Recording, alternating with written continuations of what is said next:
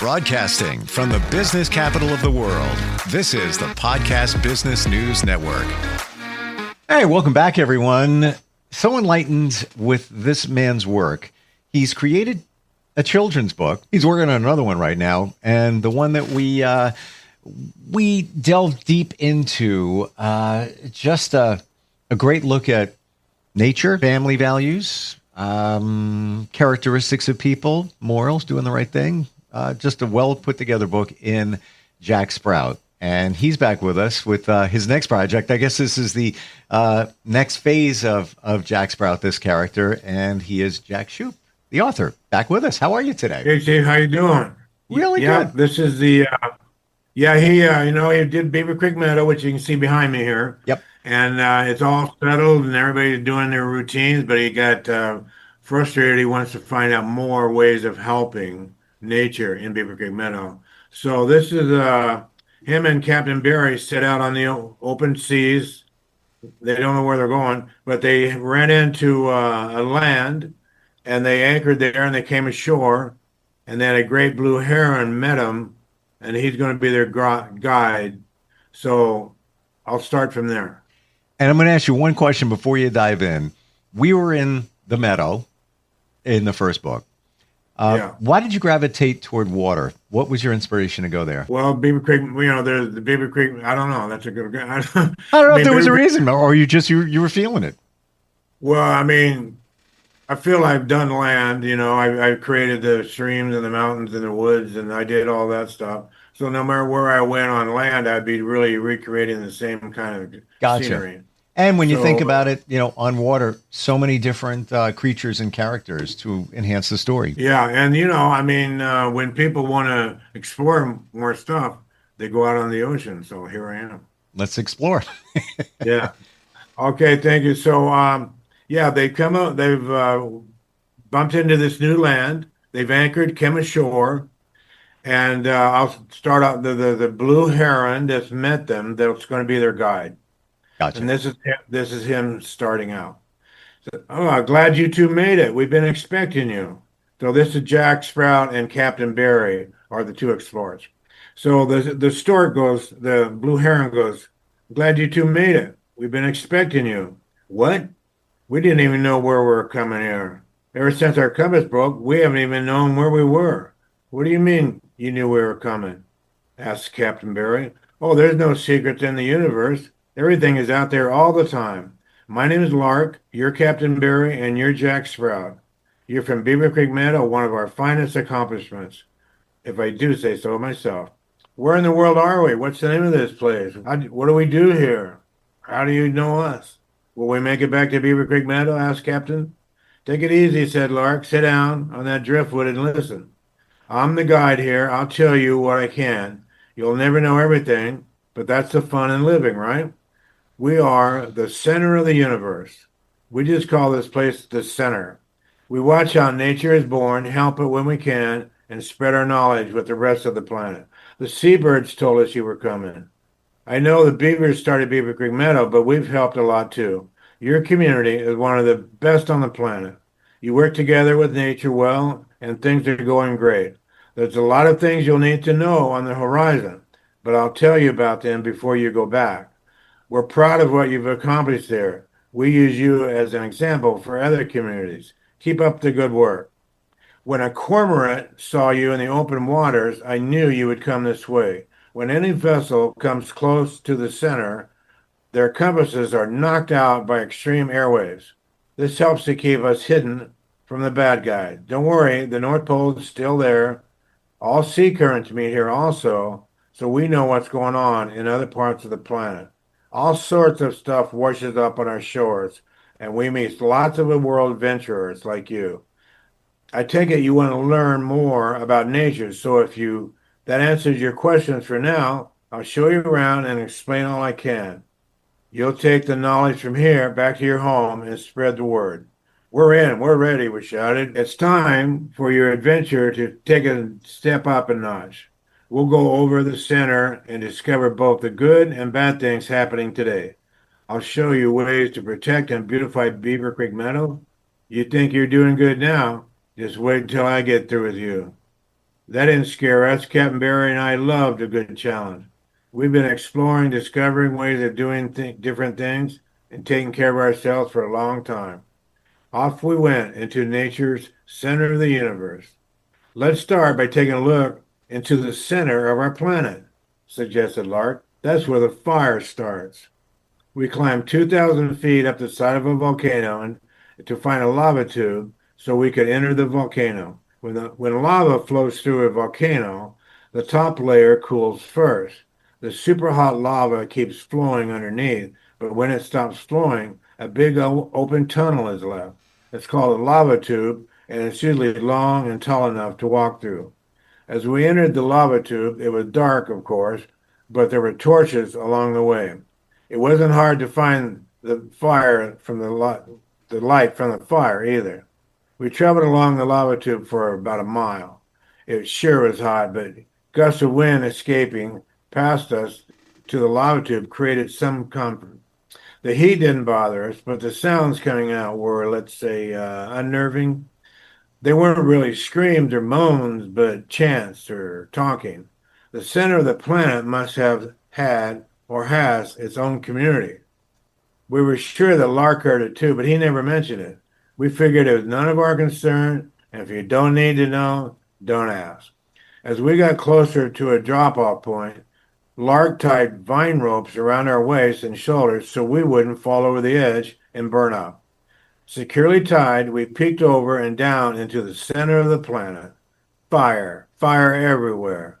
Loud, crackling, spitting, roaring, yellow, red, and blue fire.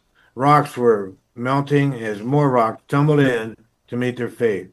Believe it or not, this is where land is made, shouted Lark. Eventually, this molten rock will rise to the surface someday, spill out of the top, and create more land. The rock is rich in minerals necessary for plant growth. Fire changes everything it touches, mostly for the better, as I said on the beach, except for the heartache. You don't have this scene in Beaver Creek Meadow. High Mountain Harry should be aware of it, though.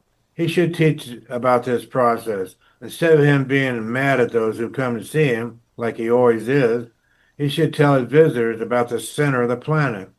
Since he digs around for minerals to help your community, he should find out where they come from. He could dig tunnels down further than his regular ones, and who knows what he might find. That'll help nature, right? We need to calm High Mountain Harry down and make him a happy mountain goat. You can tell him Lark said so. No one likes to anger me because they know what I can do. Don't tell him I'm a good guy. I'll keep him guessing until he softens up. Thanks for the lesson, Lark. We're finally starting to learn more about nature and even how it's made. Our adventure is already paying off. We'll tell High Mountain Harry the news. It'll be fun to watch him squirm. But let's get out of here, okay? Sure, you two are pretty brave. Most of the time, this tour ends with crying and fainting. This can be a scary place unless you're really interested in nature. Being concerned for something other than yourself is a good way to live. Follow me closely. One bad step, and you might get melted, said Lark. Tour guides who try to be funny aren't always fun. On our way out of the lava tube, Captain Barry and I noticed some body and head armor, shields, spears, clubs, neatly arranged near the center. We wondered what they were for, but if you don't need to know, then don't ask. Once out of the lava tube, we hiked down the volcano and headed over to the shoreline. It was time to cool off and learn about water, waves, and shoreline. Now here we are next to all this water, and we just came from fire, said Lark. You can see how even I'm amazed the two don't come together. That'd be an explosion for sure. Nature knows what it's doing. I'll just leave it at that. Now that you're at the shoreline, do yourself a favor and don't turn your back on the water. You can get washed away and never be heard from again. That's one thing we're told as youngsters over and over again. Don't turn your back on the water. Where do I start? The first thing we notice at the shore are the waves. There are shore break waves and reef break waves. You can ride them or get sucked under them. Up to you. The wind creates most waves by moving across the water's surface. Surfers love a good storm with high winds out at sea, which creates a huge surf here near the shoreline. The gravitational pull of the water by the sun and moon also creates waves. They cause what are called tides. There are high tides, which makes the water come up the beach, and low tides, when the water goes away from the shore. Both high tides and low tides are caused by and driven by the sun and the moon. Oliver Otter does a great job for Beaver Creek Meadow, watching for high tides, rogue waves, and storms. Helping save those who get in trouble near your shoreline is what he does best. He should get a better warning system, though. More neighbors need to know about the high waves than just those who live near the shore. Maybe you can help him with that. Once again, we should get High Mountain Harry involved. If Oliver can let him know somehow that high waves or storms are coming off the water, he could send out a signal from his high mountain home. He could make a signal to be seen all the way to Coloco Bayou and Pete Jagger's Desert. We're going to make that old gold popular. You just wait and see. We are starting to learn how to use waves as power, too. When you go back, you want to tell Oliver Otter to meet with Send Power using waves. We have some ideas already and are experimenting with floats, wheels, tubes, and stuff like that. We're not there yet, but you have to start somewhere. That Pierre LeChou is one smart red fox. He's always wanted to make things better and safer for your part of nature. But the poor guy needs a break once in a while to take his wife Dee on a vacation. She loves vacation. Pierre LeChou learns more about other parts of the planet on vacations too. Besides, communities like Beaver Creek Meadow can't depend on only one source of power. Every community needs several sources of power to be controlled by different neighbors. I'll bet he's already thinking of wave power. His paddle power creates waves now by spinning in Beaver Creek. Tell him you met me and we can work together. Maybe he can vacation out here sometime. You can let him use one of your mini boats. How do you know so much about our part of nature? Questioned Captain Barry. Oh, that's right, the birds. Hey, Jack Sparrow, we're going to have a meeting at Beaver Creek Dock with all those noisy birds in Beaver Creek Meadow. They're giving away all of our secrets. Easy, Captain Barry, said Lark. We don't want any secrets in nature, only questions. You already have a lot to show and tell when you get back to your home. We've only talked about fire, water, wind and air, and soil. You two head back to your cabin, cruiser, and I'll see you in the morning. Wear some high leggings tomorrow, so we'll be searching the brush for more questions. Usually I camp out all night on this part of the tour, and it's a struggle. I get tired. I have long legs because I'm a shorebird and walking through the water a lot. These legs aren't meant to go bustling through the brush and tripping over fallen log. Good night, you two. I hope the boat rocks you to sleep. Of course, we couldn't get right to sleep after paddling the canoe out and tying it up on the side of the cruiser. We had learned and seen too much. It was only day one. We ate and drank something to restore energy, then talked way too long. I said how amazing it was to be sitting on top of a planet of fire. I never would have imagined that. Captain Barry wondered why the water didn't put it out. We love the lava tube and look into the soul of nature. We both mentioned the armor and stuff, tube and by the tube's entrance, but didn't want to talk about it too much. We really didn't want to know. We were excited to tell High Mountain Harry about the center of the planet. We weren't too sure how he enjoyed digging more tunnels, but maybe he could find someone to help.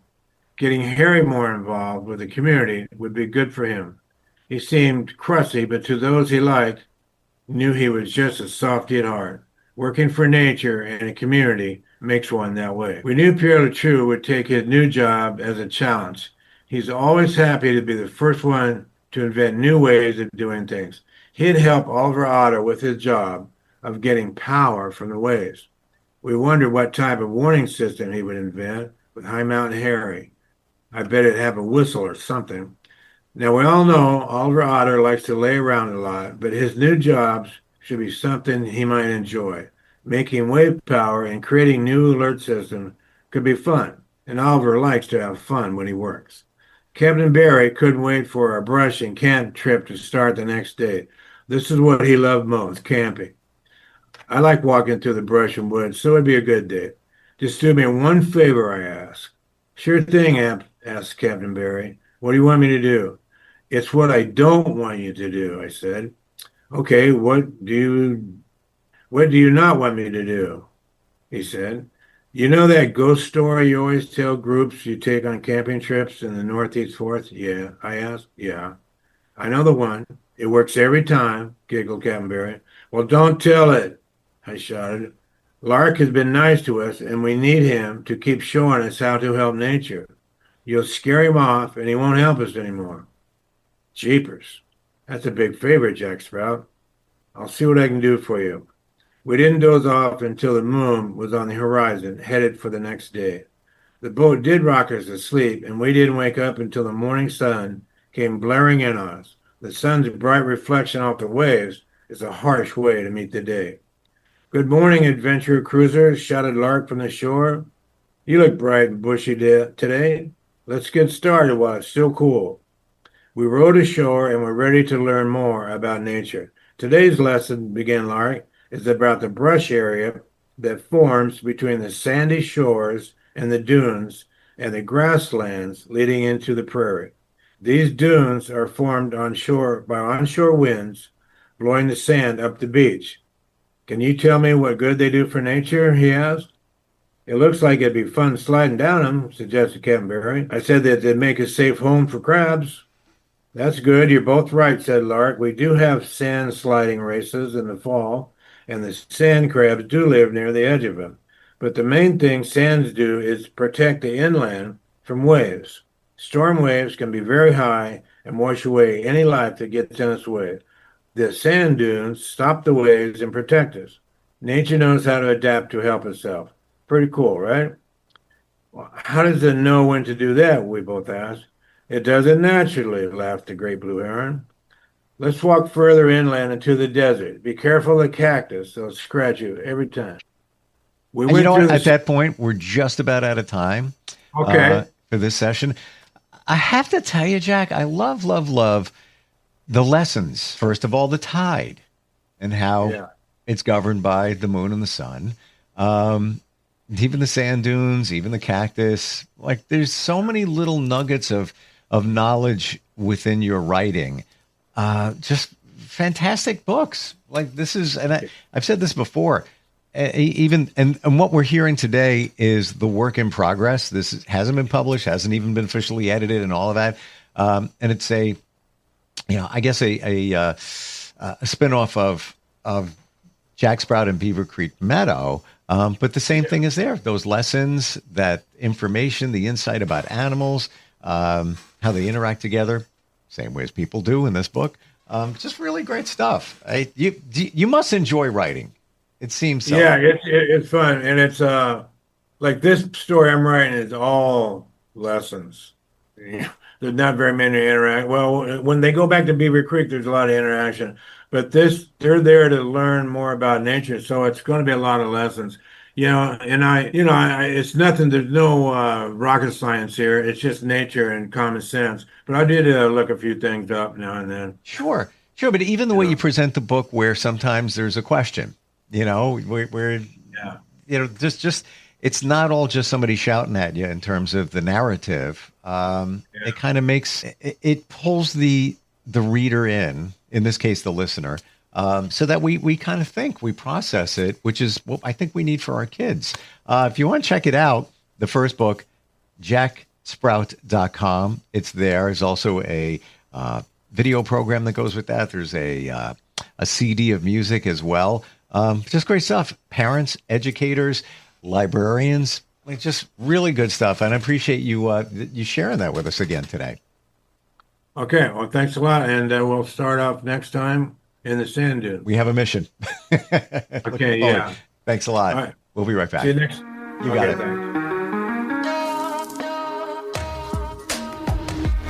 Broadcasting from the business capital of the world, this is the Podcast Business News Network. So you see, son, good manners are very, very important. Someday, many years from now, when you're a grown-up, you'll be a man. And when you are, you should be a gentleman. Do you want me to go through it one more time? Yes. Yes, please. Yes, please. Exactly. Always say please, thank you, you're welcome, and excuse me. Sit up straight, hold doors open for ladies. If a door's shut, then knock first. Don't burp, don't swear, don't speak with your mouth full, don't reach across people's plates, keep your elbows off the table. What table? And don't interrupt. While we're at it, don't stare, don't use foul language, don't call people names, but do remember people's names. Always share your toys, play nice, and cover your mouth when you cough or sneeze. On the bus, give up your seat to anyone who has trouble standing. Bottom line, treat others the way you'd like to be treated. Got it? Got it. And stop picking your nose. Most parenting is hard to do in just 2 minutes. But spending just 2 minutes twice a day making sure they brush their teeth is easier and could help save them from a lifetime of tooth pain. For fun 2-minute videos to watch while brushing, visit 2min2x.org. That's 2min2x.org. A message from the Partnership for Healthy Mouths, Healthy Lives, and the Ad Council.